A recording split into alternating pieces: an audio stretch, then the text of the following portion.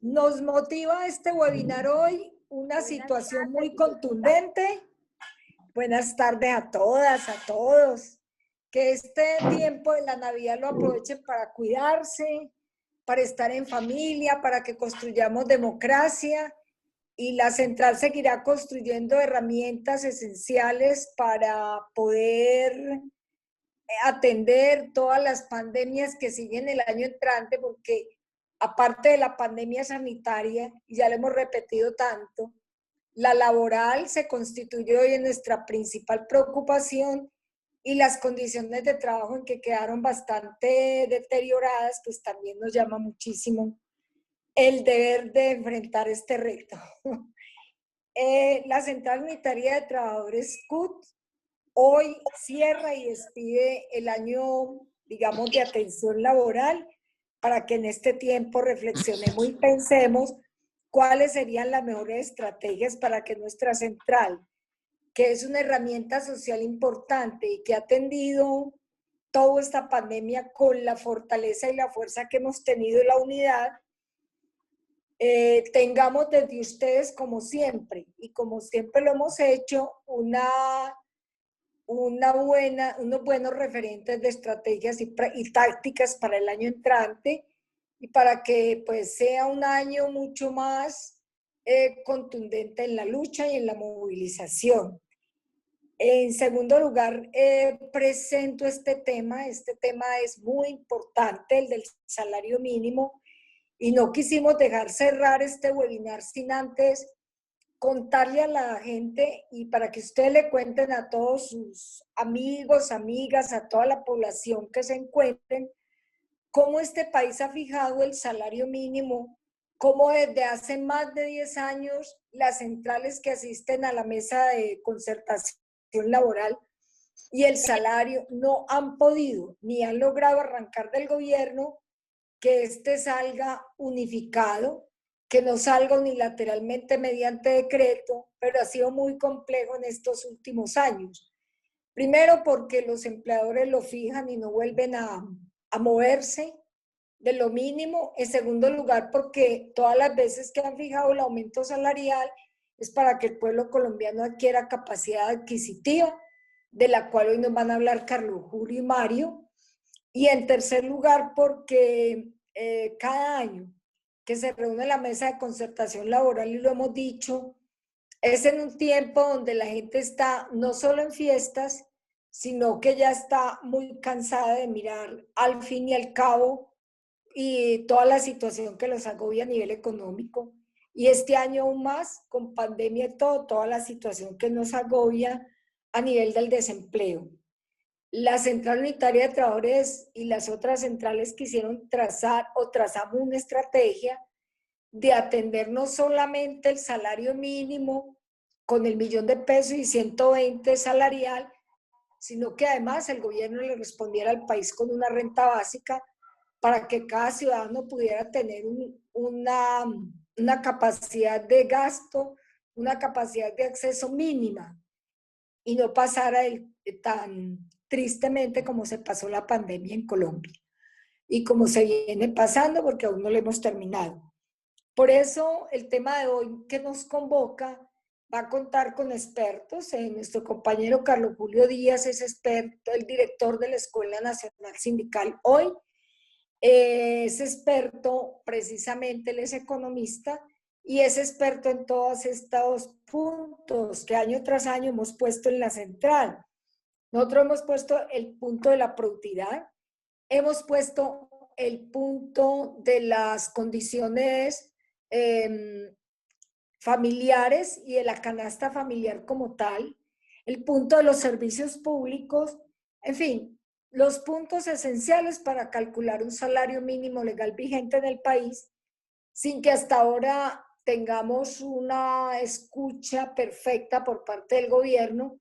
Al contrario, durante todos estos años el gobierno aprovechó para disminuir toda la capacidad, digamos, de acceso y de consumo y de producción en cada uno de los hogares colombianos, y para fijar un salario mínimo legal vigente que no nos conduce a tener una calidad de vida y un bienestar real por su poca capacidad de atender las necesidades básicas y esenciales que tiene cada uno y cada una de las y los colombianos en este país.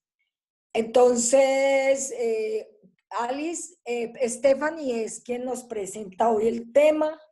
Están nuestras compañeras, a Keila, que le quiero agradecer profundamente este servicio que nos hace para separar la sala y convocar. Y están nuestras abogadas que durante el año fueron las primeras guerreras en la fila del combatir la pandemia, no solo la sanitaria, sino la jurídica. Stephanie, muchísimas gracias por toda esta atención a los compañeros y compañeras de las subdirectivas y a todos los que hoy nos escuchan y a todas. Igualmente Alice, Mary Laura, que también nos acompaña siempre, muchísimas gracias. Miriam, muchísimas gracias. Y entonces nuestras amigas abogadas quieren también presentar hoy este tema y con ellas las dejamos para que le demos la palabra también a Carlos Julio. Muchísimas gracias y nos vemos ahorita en la despedida.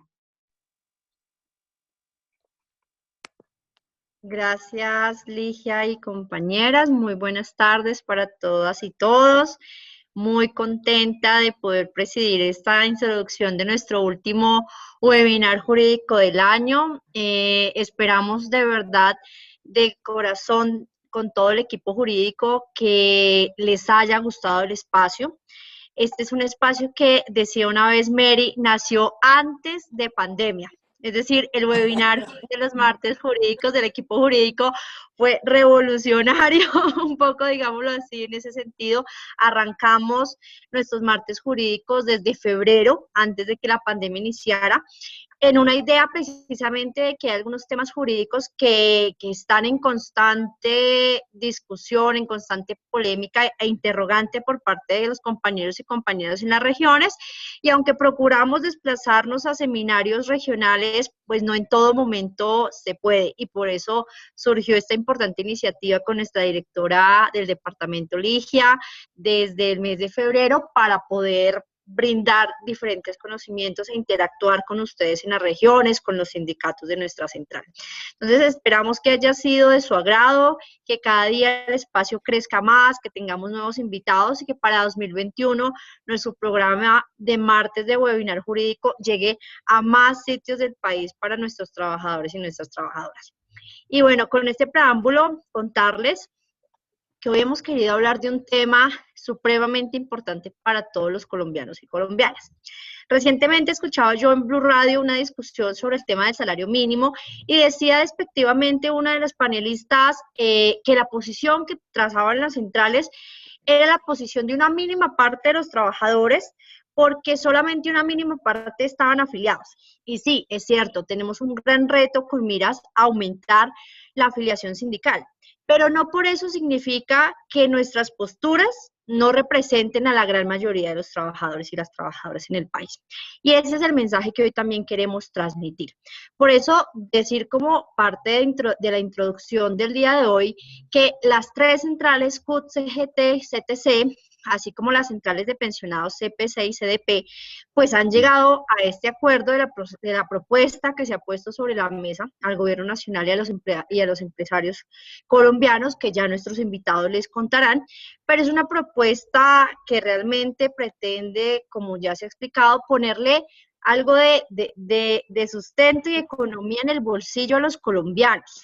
Una propuesta que propende por sacar de la crisis a algunos trabajadores, pero además ayudar a la reactivación económica. Otro de los postulados que nos han planteado es que dicho aumento puede perjudicar el tema de la informalidad.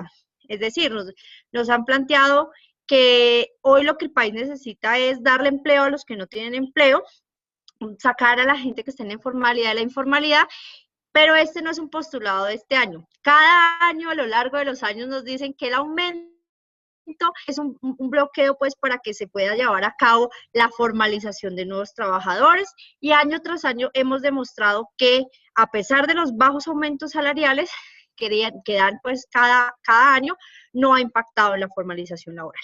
Luego tenemos entonces hoy dos importantes invitados para que nos cuenten tanto económica, jurídicamente, políticamente, cómo está este panorama, cómo está nuestra propuesta y cómo está también la respuesta del gobierno nacional. Entonces, pues por un lado, como ya lo decía la compañera Ligia, nos acompaña el compañero Carlos Julio, recientemente, pues, nuevo director de la Escuela Nacional Sindical, una escuela que constantemente nos acompaña en todas nuestras labores, con quien también estamos agradecidos de trabajar de la mano. Carlos Julio Díaz es contador público, especialista en planeación urbana, expresidente de la CUT, un antioqueño que nos acompañó el día de hoy y pues hoy director encargado de la Escuela Nacional Sindical. Entonces, bienvenido Carlos Julio a nuestro espacio de martes de webinar jurídico.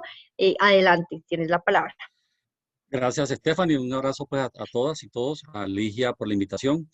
Pues la verdad es que podríamos empezar por uno de los temas centrales del debate, que es el de negociación del salario mínimo. Sí, podríamos empezar planteando lo siguiente. El salario mínimo en Colombia es muy alto. Ese es un tema del debate que se ha planteado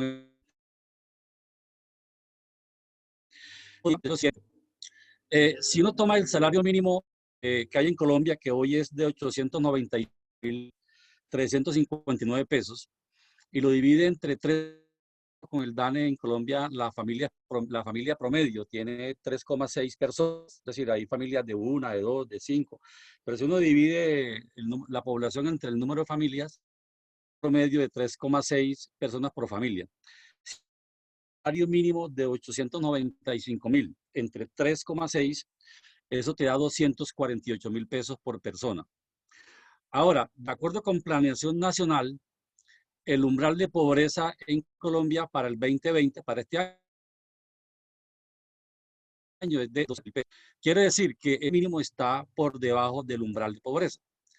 Ahora, la propuesta que ha hecho la CUT es una propuesta que más o menos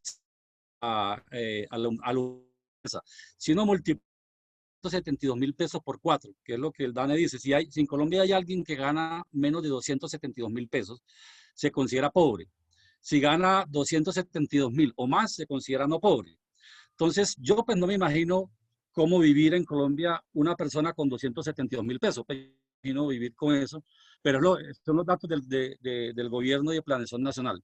Entonces, si uno multiplica 272.000 pesos por 3,6, eso nos da 980.000 pesos este año. Y la propuesta de las centrales es de 1 millón de pesos. Entonces, ustedes observan la propuesta de un incremento del 14%, lo que hace es llevar el salario mínimo a 2020, prácticamente un poquito por encima del umbral de pobreza, lo que el próximo año quedará desfasado, porque el otro año va a haber nuevos incrementos y probablemente el umbral de pobreza va a estar un poco por encima de los 272.000 pesos. Entonces, para señalarlo primero, el salario mínimo hoy es muy baja cobertura, pero en promedio, si una familia ganara, si en Colombia todos los trabajadores ganaran el salario mínimo, digamos las familias estarían en el umbral de pobreza, serían pobres. Es decir, el salario mínimo no saca a nadie de la pobreza.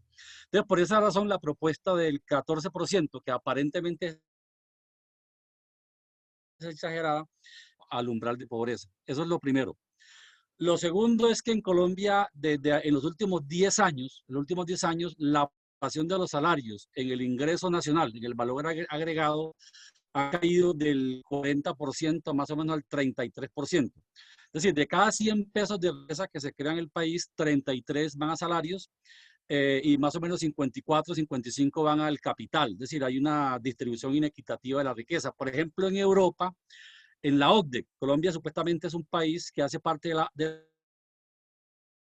la OCDE, en la OCDE, el ingreso, digamos, participación de los salarios en el ingreso nacional está por encima del 65 o incluso en algunos casos hasta el 70%. Entonces, es el doble de Colombia. En los países de la OCDE, los salarios participan en el doble de lo que participa en nuestro país.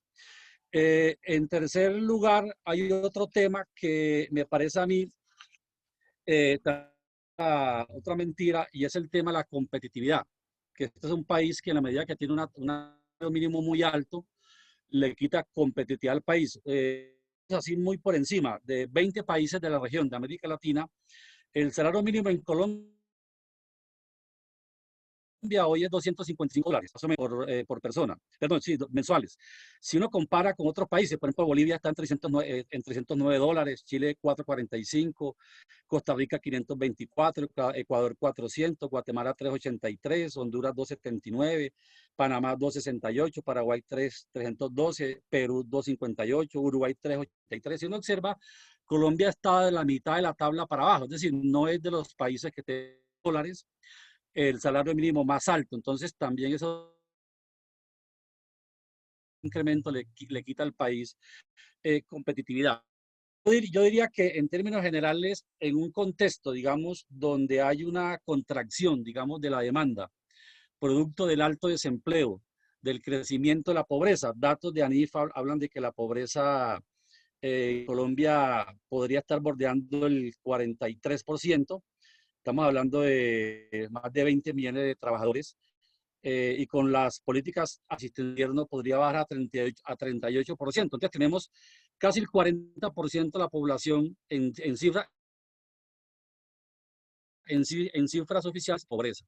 Entonces, ¿qué significa esto? En un contexto donde hay una contracción de la demanda y que incluso se expresa en la baja tasa de inflación, la inflación es del 1,8, probablemente va a estar por debajo del 100%, una baja inflación producto de una deflación de la economía por, digamos, deterioro de la demanda, implica que esa la economía, es una política correcta, fortalecer la demanda, mejorando salarios e incluso complementando esta propuesta con la política de renta básica de emergencia que plantea también las centrales en la propuesta de salario mínimo. Entonces yo creo que en una contracción de la demanda, fortalecer la demanda y este fortalecimiento de la demanda vía salarios más renta acompañada de una política de inversiones productivas, digamos, de fortalecimiento de la infraestructura productiva, de promoción de la economía productiva, de la reactivación del agro, de las manufacturas, tendrá un impacto deflacionario en la economía. Entonces, creo que en términos generales, la propuesta de la CUT de fortalecer, digamos, la demanda vía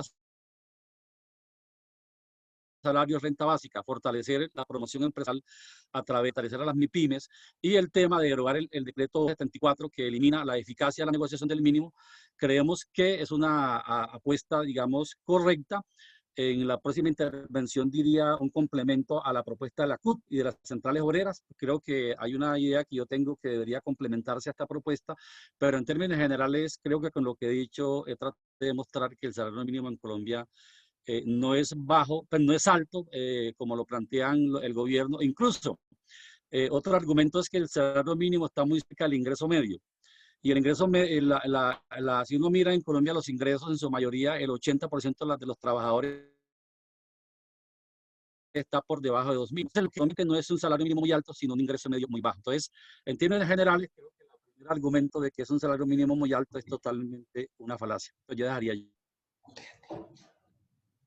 Gracias, Carlos Julio. Ha hecho una perfecta introducción al tema que estamos tratando en este momento, además porque nos pudo introducir también a la renta básica, al tema de las MIPYME, que son conceptos y temas de discusión sobre la mesa también importantes para tener en cuenta. Ahora nos gustaría darle la bienvenida a nuestro segundo panelista para que también haga su intervención, sus comentarios sobre el tema. Nos acompaña el día de hoy Mario Valencia, economista y magíster en Gobierno y Políticas Públicas de la Universidad Externado, director ejecutivo del Centro de Estudios del Trabajo, Sede Trabajo, docente y columnista de revistas Dinero y el periódico El Espectador. Bienvenido, Mario. Nos gustaría que abordaras tus comentarios, tus opiniones, lo que conoces sobre cómo se está llevando a cabo la discusión del salario mínimo, cómo vamos con eso, por qué es una propuesta que de verdad sirve a todos los colombianos y las colombianas. Te escuchamos.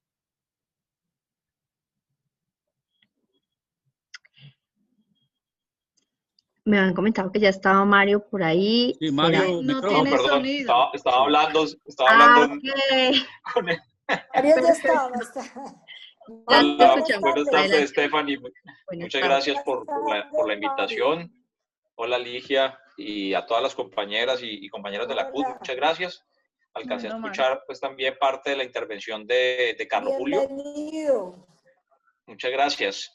Bueno, pues, ¿cuánto tiempo tengo, Ligia? No te Media escuché. hora, imagínese. Carlos. A ver. 20 minutos, 20 minutos para después, si hay ronda de preguntas, doctor Valencia.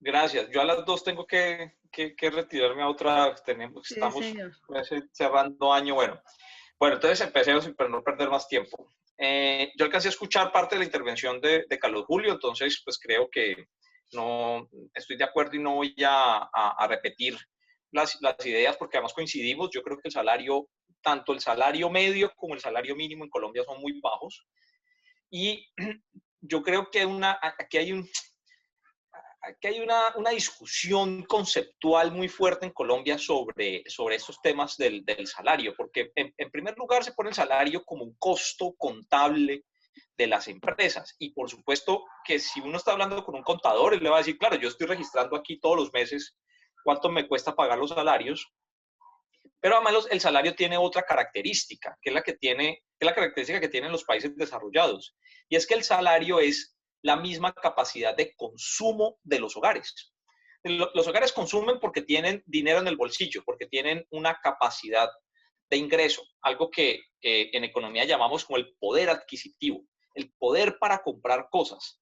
Entonces uno puede comprar cosas porque el trabajo le genera un ingreso que le permite comprar esas cosas. Cuando esas cosas se compran, obliga a los productores a producir más. Y para producir más, tienen que contratar más personas para poder llevar a cabo esa producción. Ese es un primer elemento. Y el otro elemento es que muchos empresarios, no estoy hablando de todos, pero muchos empresarios en Colombia, sobre todo algunos dirigentes gremiales, creo que entienden mal cómo se lleva a cabo la relación entre el trabajo y el capital, porque algunos de esos dirigentes gremiales, y así, digamos, lo han expresado en la mesa de negociación. Yo estoy participando en la negociación del salario mínimo. He estado ahí acompañando a la CUT, pues justamente, junto con otros profesores de la Universidad Nacional.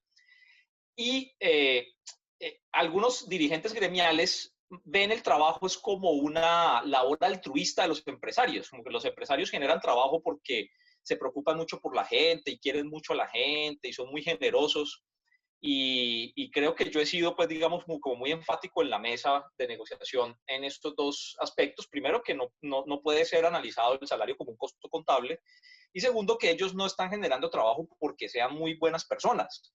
Generan trabajo es porque para que el capital se desarrolle, para que el capital se reproduzca, necesita de la fuerza de trabajo. Y les puse en la mesa de negociación una figura. Si usted pone 10.000 pesos, usted coge 10.000 pesos del bolsillo y los pone en un escritorio y vuelve dentro de un año, ¿qué se encuentra en ese escritorio? Pues se encuentra exactamente el mismo billete de 10.000 pesos, con menos poder adquisitivo, porque la inflación aumenta, entonces ese billete de 10.000 comprará menos cosas que hace un año, pero no ha pasado nada más con ese billete. O sea, el billete no creó riqueza por sí solo, porque la explicación sencilla es que lo que crea riqueza en cualquier sociedad es el trabajo. Entonces, yo creo que hay que insistir en estas dos ideas, dejar de ver el salario como un costo contable solamente, exclusivamente, y dejar atrás esas ideas de que es un favor que están haciendo los empresarios creando trabajo. Entonces, en ese sentido, pues si les disminuyen el costo, nosotros, de manera altruista, los empresarios, ayudamos a generar más trabajo. No. En Colombia la estructura del mercado laboral es muy precaria, es la que nos dice Carlos Julio, es porque la estructura empresarial es muy precaria. El trabajo es el resultado de lo que son las empresas en Colombia. La precarización, la informalidad, la baja calidad del mercado laboral en Colombia es consecuencia de que las empresas en Colombia son empresas que meritorias, por supuesto. No está desconociendo que toda persona que crea un emprendimiento, que crea una empresa, es muy meritorio, pero son muy débiles. Si son empresas muy pequeñas, empresas pobres en términos generales, empresas con muy poca capital, empresas con muy poca capacidad de creación de riqueza y, por supuesto, con muy poca capacidad de absorber fuerza de trabajo. Según los datos de Confecámaras, el 63% de las empresas en Colombia solamente ocupan a una persona, al dueño de la empresa. Entonces, ¿a qué es lo que le llamamos empresas en Colombia? Yo, Mario Valencia, voy a la Cámara de Comercio, registro una empresa que se llama Mario Valencia SAS, entonces ya es una empresa. Entonces, claro, a la luz de todo el mundo es una empresa. Y en la empresa solo trabajo yo. Entonces yo hago de todo, ¿sí? Yo tengo que ir al banco, tengo que limpiar la oficina, tengo que además hacer el trabajo, tengo que llevar el producto, tengo que hacer, soy mensajero, soy el que hace absolutamente todo en la empresa. Eso es el 63% de las empresas en Colombia.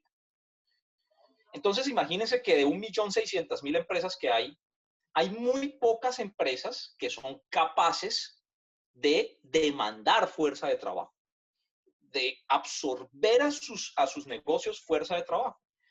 Ese es el primer punto. O sea, el primer punto es que lo que tiene que cambiar en Colombia es esa precariedad de la estructura empresarial. No puede haber, no es posible, por definición, que haya trabajo decente si no hay empresas decentes en Colombia. Porque la otra solución, la alternativa, es que cada quien resuelva como pueda. Claro, ese es el discurso oficial, ¿no? El emprendimiento. Entonces, el emprendimiento es que yo resuelvo. El emprendimiento es que yo me levanto un día, me echo unas cosas al maletín, voy y las vendo, entonces soy buen vendedor o soy más o menos regular vendedor o soy mal vendedor y listo, yo sobrevivo con eso. Eso es lo que prima en Colombia. Esa concepción, esa noción equivocada del emprendimiento. No porque el emprendimiento no exista, el emprendimiento sí existe. Es más, el emprendimiento se puede enseñar. Las mejores facultades de administración de negocios y de administración de empresas del mundo tienen unas muy buenas estrategias para hacer que una persona se vuelva más emprendedora. Porque además el emprendimiento es un aspecto psicológico, digámoslo así, es un aspecto de conducta de los humanos. Hay personas más emprendedoras y hay personas menos emprendedoras, así como hay mejores tenistas y peores tenistas, hay personas que son mejores emprendedoras y hay personas que son menos buenas en hacer emprendimiento. Pero si esa es la lógica, o sea, si la lógica es cada quien resuelva como pueda, el resultado es Colombia. El resultado es lo que tenemos acá. El resultado es un mercado laboral precario de altísima informalidad, de altísimo rebusque, pero que es la consecuencia de empresas en la misma condición. Es que los mismos datos de las empresas, de las cámaras de comercio, manifiesta que en Colombia el 50% de las empresas son informales. Es decir, no es solamente que el trabajo sea informal, las empresas también lo son. Es decir, que eso es lo que hay que corregir. Y en ese sentido, la propuesta que llevó la CUT a la mesa de negociación, para entrar en detalle en la propuesta, que es una propuesta que tiene varios puntos, era una propuesta que justamente iba a la médula, a la esencia de esto que yo estoy planteando. Y les quiero decir con mucha decepción, además con mucha desilusión, con mucha desesperanza en la economía de nuestro país, que nadie más habla de estos temas. Yo llevo más o menos 2 semanas en la negociación, ¿sí? No hay un solo funcionario del gobierno, no hay un solo dirigente gremial, no hay un solo experto que los dirigentes gremiales hayan llevado a la mesa de negociación que esté hablando de estas cosas que yo estoy hablando, de la necesidad que tenemos, y ya les voy a contar algunos datos, de la necesidad que tenemos de recuperar la economía a través de proteger la capacidad de ingreso de la población colombiana. Nadie más ha hablado de esto.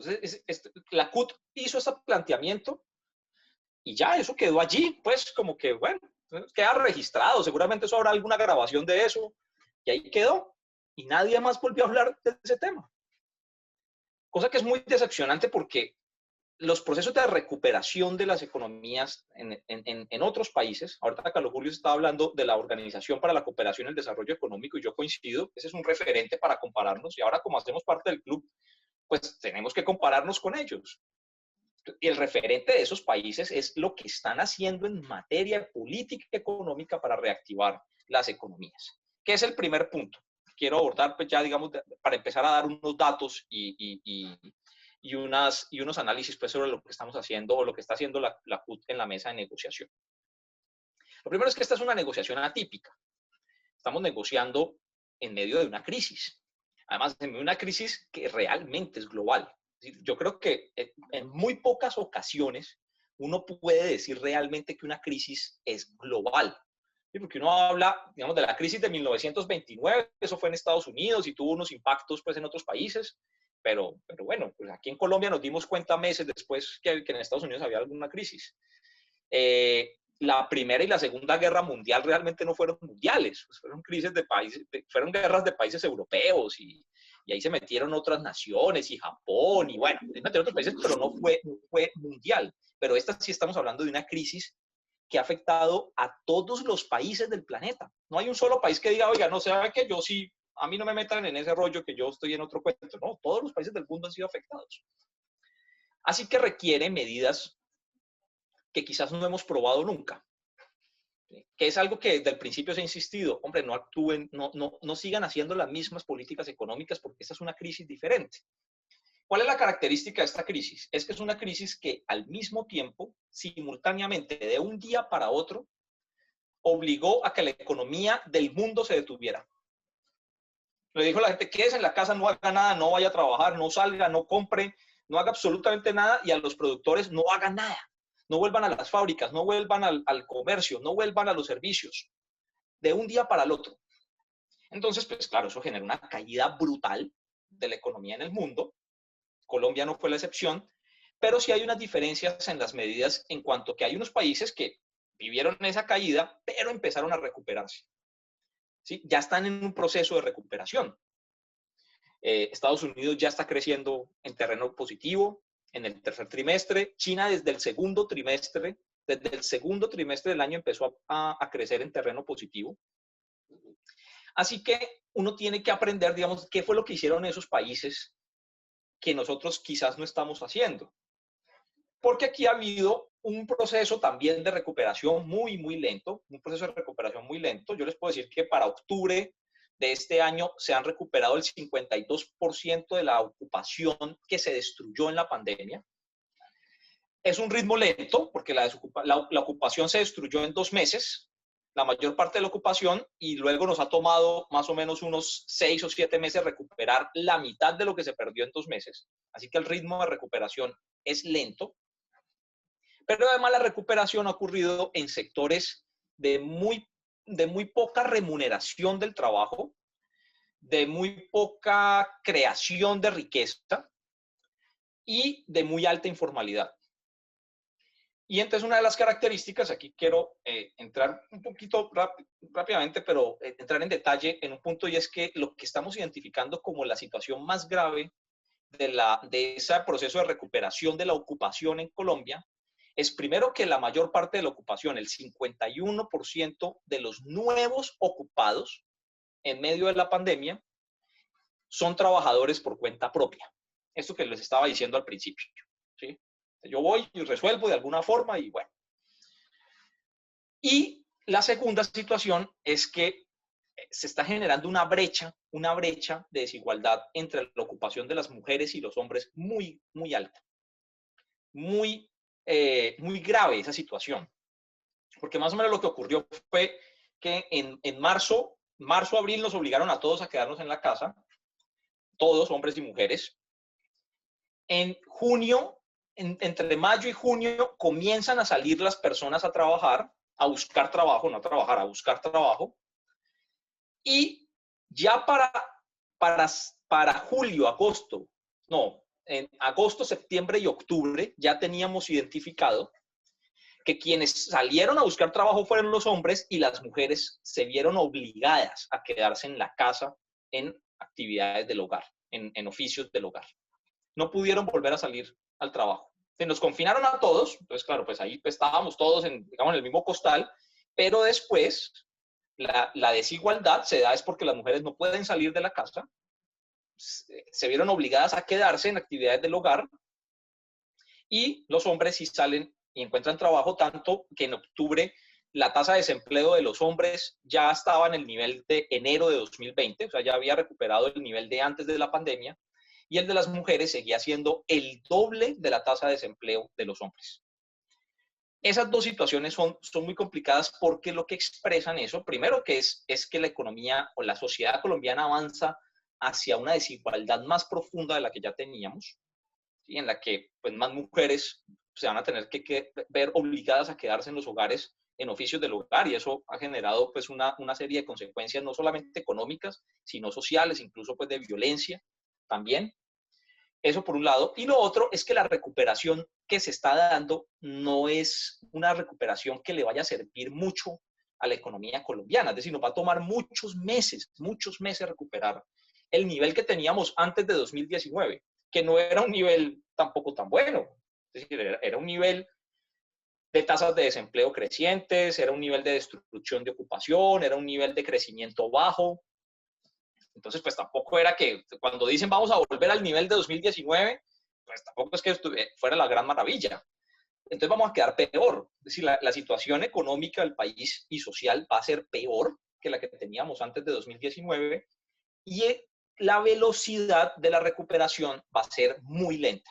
Va a ser muy lenta. ¿Por qué? Este es el argumento, digamos, estos los datos, pues digamos, yo no voy a poner a dar datos, a dar muchos números, pero si quieren doy algunos que son importantes. Ya sabemos que la economía ha caído, ya sabemos que este año vamos a cerrar técnicamente en algo que nosotros llamamos como una recesión. Una recesión es crecimientos negativos durante 3 trimestres consecutivos, es decir, durante 9 meses consecutivos. Un crecimiento negativo de la economía se considera como una recesión. Entonces vamos a cerrar con recesión económica. Vamos a cerrar con una tasa de desempleo todavía muy alta, alrededor del 14% más o menos, que sigue siendo más alta, digamos, que la que teníamos antes de la pandemia. Y además, la capacidad de inversión de las empresas está muy reducida. Eso es lo que se llama la formación bruta de capital, que son como lo que ha invertido las empresas para poder producir y tener unas existencias de sus productos, han caído mucho. Y ante todo ese panorama, el consumo de los hogares y lo que los hogares compran ha caído mucho. Entonces, los datos son más o menos esto. La economía va a terminar con una caída negativa este año de aproximadamente 7,6%. De crecimiento negativo o de decrecimiento, mejor. La formación bruta del capital en menos 19,8% a lo que va del año. El consumo ha caído 7%, el consumo de los hogares ha caído 7%, y ante esa situación, el consumo del gobierno, el gasto público, solamente ha crecido 2,6%. Y aquí les quiero compartir un dato que es realmente escandaloso y que nadie en la mesa de negociación lo ha respondido. Yo le he preguntado unas 3 veces, nadie se refiere a ese dato. Y es, bueno, ¿por qué si la economía está en un proceso de recesión, el gobierno colombiano no ha gastado más plata?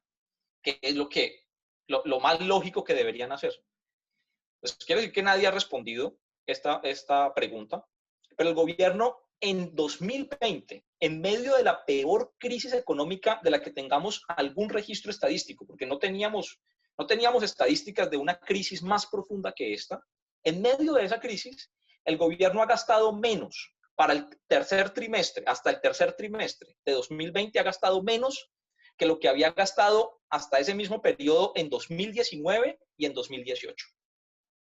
Que es realmente la prueba de que este es un gobierno que no está pensando ni en el bienestar de la población, ni en la reactivación económica, sino que está dejando que la economía actúe inercialmente. Vamos a ver qué pasa.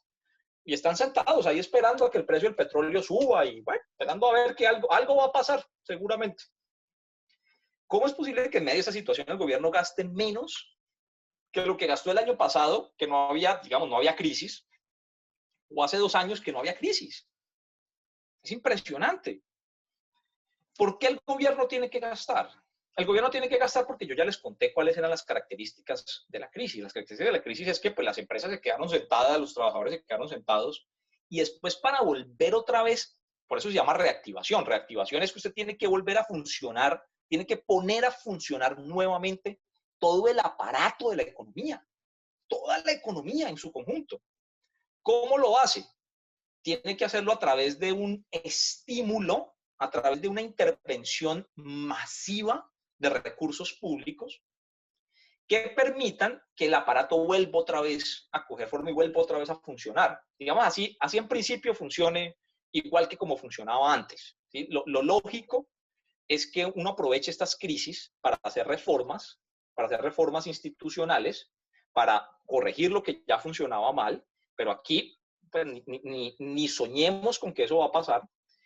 Pero además, lo más grave es que ni siquiera se están inyectando recursos para que vuelva a funcionar así sea mal, para que vuelva a funcionar como funcionaba antes, así sea mal, ni siquiera eso. Los datos de la Universidad Javeriana dicen que, por ejemplo, los famosos recursos del FOME, del Fondo de Mitigación de Emergencias, ¿sí? Es lo que han cacareado, pues, y sale, el gobierno todos los días sale a cacarear eso. De 40 billones de pesos, la Universidad Javeriana dice que se han gastado solamente 16.7 billones. Y, ojo este dato, del presupuesto general de la Nación del otro año, de 2021, del presupuesto general de la Nación de 2021, si usted a ese presupuesto le resta el servicio de la deuda, que es el pago de la deuda, digamos así, lo que tenemos que abonar todos los años a la deuda, si usted le resta eso, el presupuesto solamente crece 0,9%. Ni siquiera 1% crece el presupuesto.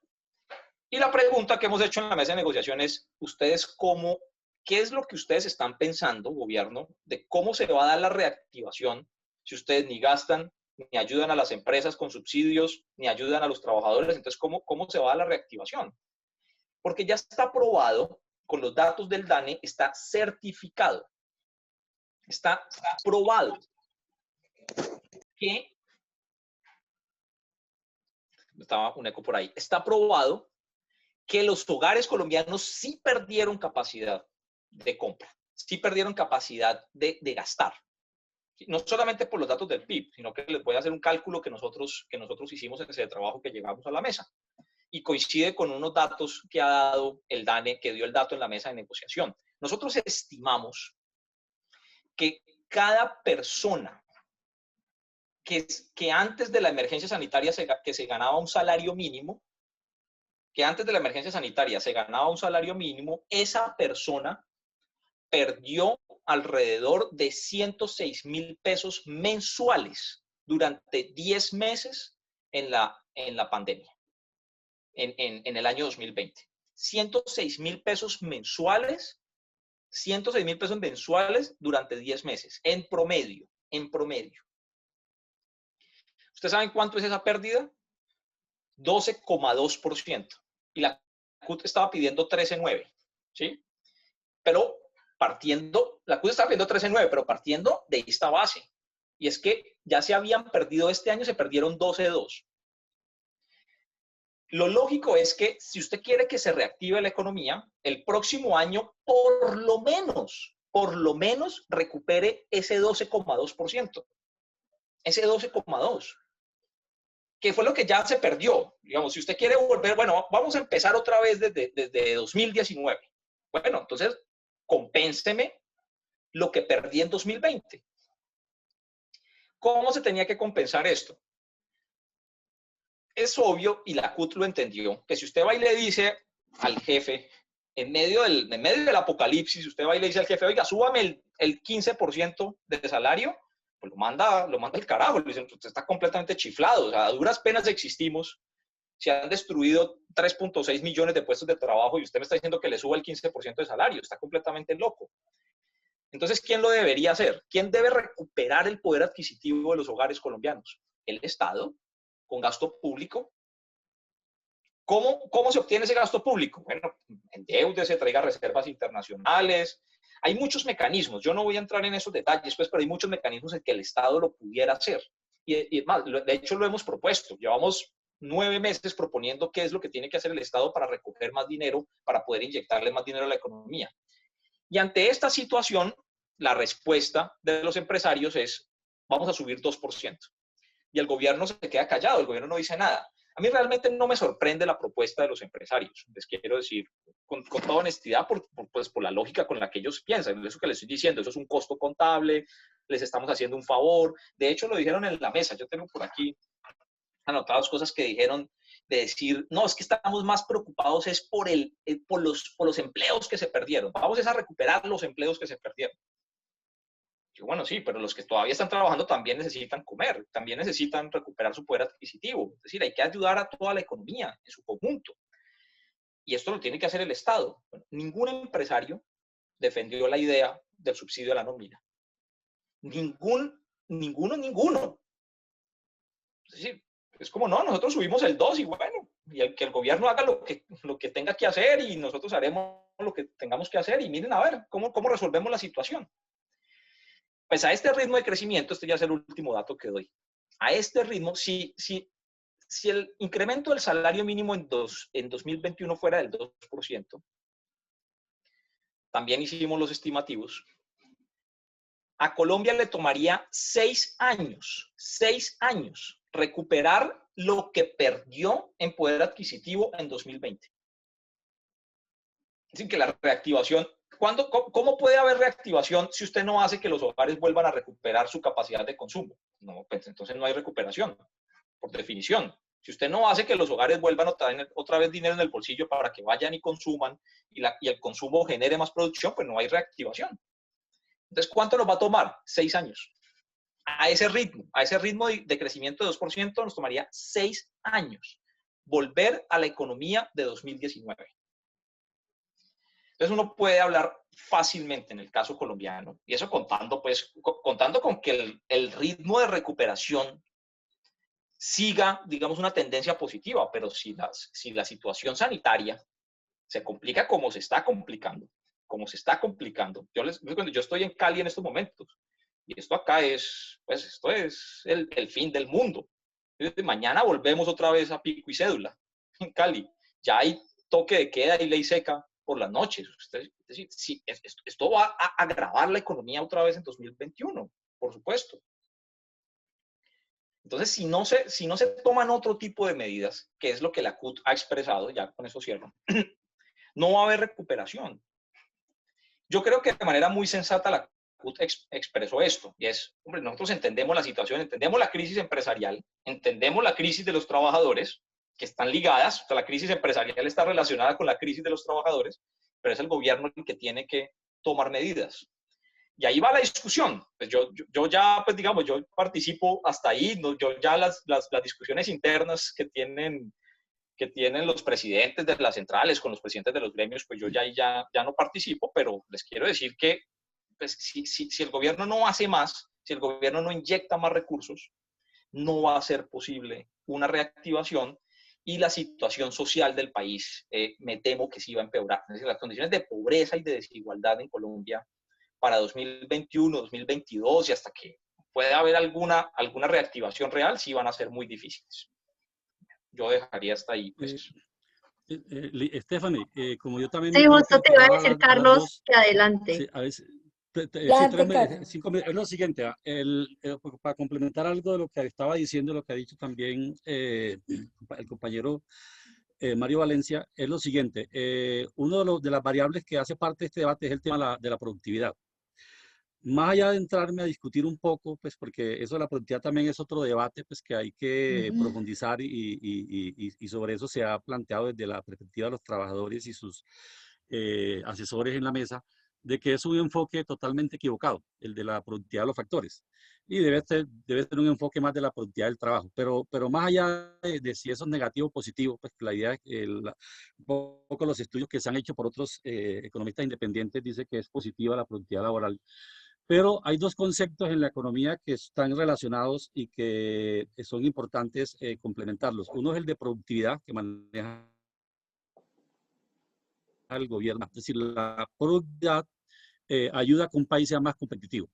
Pero más allá dejando a un lado ese debate de la productividad, en la economía hay precios que son determinantes en la competitividad y que para el caso de Colombia no le ayudan a tener una buena competitividad internacional. Por ejemplo, las tasas de interés. El Banco de la República le da apoyo financiero a los bancos, le da crédito al 1,7, creo que es la tasa hoy de referencia del Banco Central al sector financiero, pero esa tasa de interés no se transmite a la economía. Entonces, si uno va a mirar a cuánto le prestan los bancos a las empresas o a los consumidores, estamos hablando de tasas de interés del 12, el 15, el 20%, mucho más. Entonces, primer problema que tenemos es que el tema de las tasas de interés, los costos financieros, es una forma como los bancos le roban a las empresas parte de la liquidez que debieran utilizar para pagar mejores salarios. Entonces, ese es un precio que es más determinante en este momento para la competitividad de las empresas. Digamos, tener una tasa de crédito de fomento, digamos, de 3% efectivo anual, 4%, o incluso una tasa por debajo digamos, de la inflación. Entonces, creo que ese es un tema fundamental.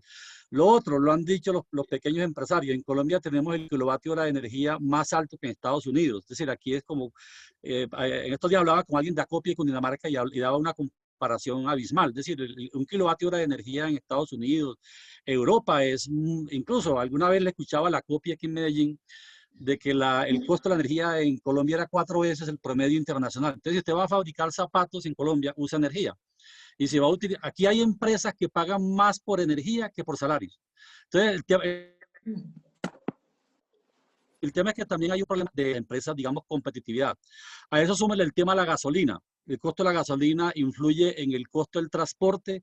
A eso súmele los fletes. Un país que tiene un peaje cada 20 kilómetros, eso es algo totalmente irracional. Entonces, tenemos una cantidad de precios en la economía, tasas de interés, costo del kilovatio hora de energía, gasolina, fletes, y súmele, pues muchos otros costos que el Estado controla, que muy poco contribuyen, digamos, a que las empresas tengan, digamos, excedentes para poder pagar mejores de salario. Entonces yo creo que ellos no quieren abordar y me parece que en ese sentido la propuesta que hicieron las centrales de las 4 líneas estratégicas del tema de la renta básica, del tema del tema del apoyo a las MIPYMES, del tema del salario mínimo del $1.000.000 y el tema del 11.774, yo le añadiría este punto, pues el tema de reducción de precios, de control de precios y reducción de precios, y a eso que este país tiene muchos precios indexados al mínimo. Sí, yo creo que eso hay que romperlo. Es decir, aquí, digamos, sube el mínimo y sube muchos precios en la economía, que las notarías, que el SOAT. Es decir, hay muchos precios ligados al mínimo y yo creo que eso es absurdo. Si la economía tiene precios indexados al mínimo, sube el mínimo, suben los precios de la economía. Entonces, eso, yo creo que esto sí hay que romperlo, hay que romperlo.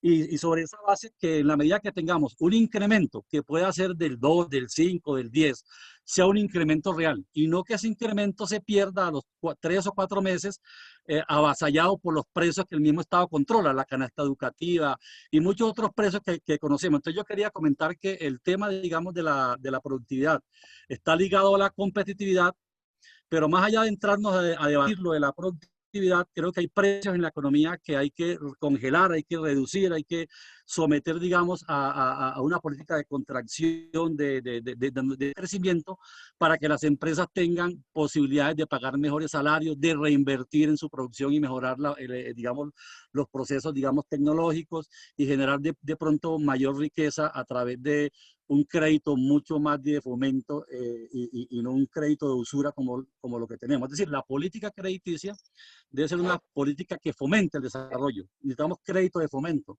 no un sector que sea parasitario de la economía, que es lo que tenemos hoy, que es el sector financiero. Entonces yo quería como complementar con esta otra idea que me parece que sería algo que en mi concepto le faltaría a las propuestas de las centrales y que ellos en pasadas negociaciones lo han planteado. Es decir, las centrales han planteado congelamiento de precios, pero yo digo que más que congelamiento hay que reducir muchos precios en la economía.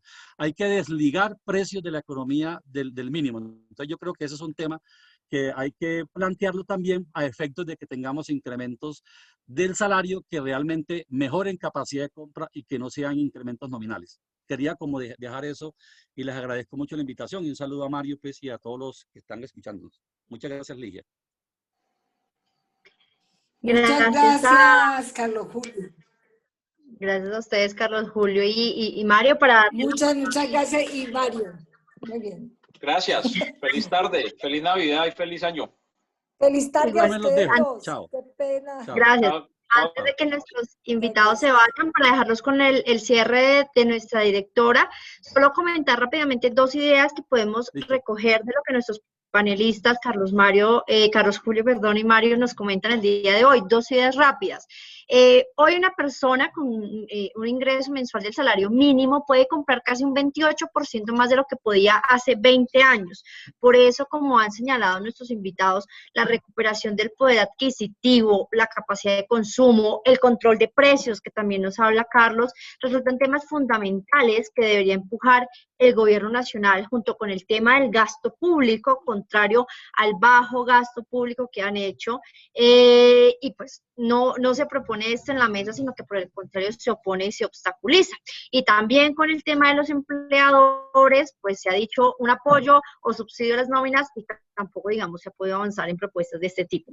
Por eso hoy en esa propuesta del gobierno, pues nos arriesgamos, como bien nos explicaban, a un retroceso de casi 6 años de poder adquisitivo y por supuesto de estimular la economía, algo que en materia laboral también puede afectar nuestros derechos laborales, convenciones colectivas y demás. Entonces, bueno, una reflexión muy grande para dejarlos entonces con nuestra directora de Ginés Alzate. Gracias por acompañarnos con este panel del día de hoy.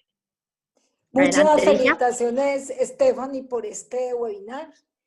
Y yo quiero solo convocar a todos nuestros directores y a todas y a todos a quienes nos acompañan a que el año entrante enriquezcamos este webinar con una presencia estratégica y de muchas ideas para poder llenar, digamos, de contenidos esta herramienta fundamental que tiene la Central Unitaria de Trabajadores, que es atender todas estas producciones sociales que hoy surgieron.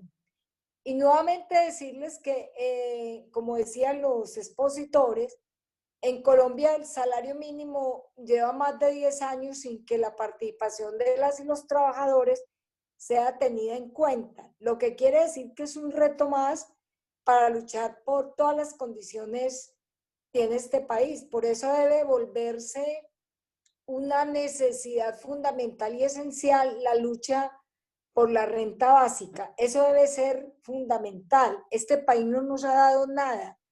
Al contrario, nos ha quitado y despedir un año en estas condiciones, pues nos lleva a tener más fortaleza para iniciar el año entrante con un criterio de mayor movilización y de debate, quitarle los debates al Centro Democrático en contra de las y los trabajadores por un debate que sea la minga por la vida, no entrarles más en ese juego, de velar y denunciar que esos juegos de denuncia y amenaza después se convierten en asesinatos y decirlo con claridad que en el país es así. Yo los invito y los convoco entonces a este equipo tan maravilloso, agradecer a este equipo jurídico de todo el país, a cada uno de ustedes. Creemos que hemos podido conformar un equipo nacional bastante fortalecido, que son muchas las tareas que siguen y que realmente en este tiempo donde la normatividad sirvió para redireccionar la pandemia hacia el decrecimiento y hacia quitarnos derechos, nos sirva a las y los trabajadores para tener mucha fortaleza, acompañar más el año entrante en cada departamento a los compañeros y a las compañeras de jurídica y poder entonces tener un departamento consolidado como lo tenemos hasta ahora, pero con mayor fortaleza en atender la normatividad con nuestra defensa, la normatividad laboral que tenemos, que es muy completa y que en estos gobiernos últimos la han desbaratado y las han desestructurado. Muchas gracias, una feliz Navidad, descansen, cuídense y creo que estar en casa cuidándonos y pensando y reflexionando sobre qué podemos hacer para enfrentar esta crisis va a ser muy productiva para el año 2021. Un abrazo para todas y una muy feliz Navidad. Muchas gracias. Gracias, Ligia. Gracias. Gracias a todos. Feliz Navidad igualmente. Gracias. Feliz Gracias tarde. igualmente, compañera Ligia. Muchas gracias.